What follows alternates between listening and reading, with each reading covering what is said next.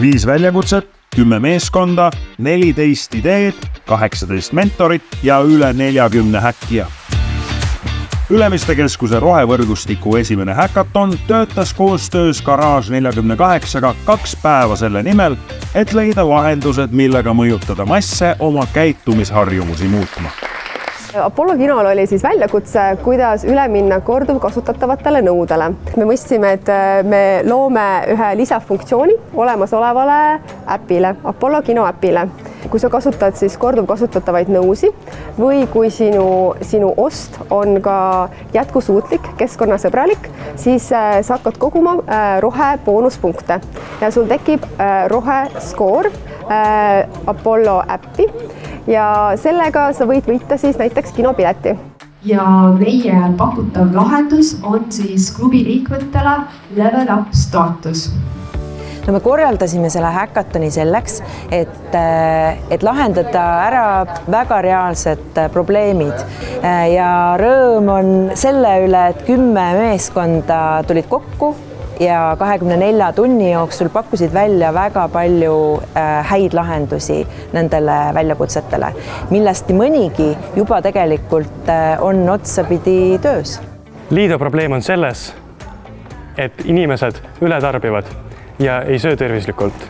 Minu lahendus on kandiku disainimine nii, et inimesed saaksid aru, mida, kui palju ja milleks nad peavad seda sööma. Et seal oleks määratud valgud, süsivesikute ja salati kogus. Ja lihtsalt on vaja välja mõelda, kuidas me seda printime või kleebime sille peale. Me tahame inimesi kaasata. Me tahame kaasata nii oma rentnikke kui ka tegelikult täiesti tavalisi inimesi tänavalt, Ülemiste Keskuse külastajaid, selleks, et vaadata nendele teemadele absoluutselt teistsuguse nurga alt, mida need ettevõtted võib-olla oma tavapärases olukorras teeksid. Ideaalis kasutaksime ümaraid klaasist külmikuid, mille kohal ripuks tähelepanu püüdmiseks päästerõngas. Rimi väljakutse oli muuta täna aeguvate toodete müük suuremaks ja et inimesed leiaksid need poest paremini ülesse. Ja lahenduseks meie mõtlesime välja sellise riiuli, kuhu oleks koondatud kokku kõik täna aeguvad allahinnatud tooted.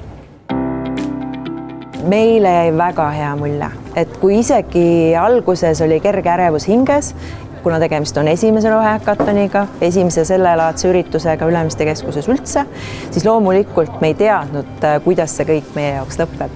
Aga see tulemus on üle ootuste hea. Ja küsitlesime spordikaupluste töötajaid, et mis neid motiveerib, kui aktiivset elu nad üldse elavad. Sportlandi väljakutse oli siis, kuidas saada oma töötajaid elama aktiivsemat elustiili ja me pakkusimegi lahenduseks välja siis sellise boonuspunktide süsteemi, et kõik teevad trenni, kõik liiguvad, ei olegi oluline see treeningmaht, aga oluline on, et kõik liiguvad ja need punktid saab siis realiseerida poekrediidina. Lootus on see, et me saame ka seda üritust korrata. Et kas siis täpselt samasugusel moel või siis mingisugusel moel seda edasi arendades ja sellest kujunebki välja üks selline mudel, millega me leiamegi reaalseid lahendusi kestlikuma kaubanduse tarbeks.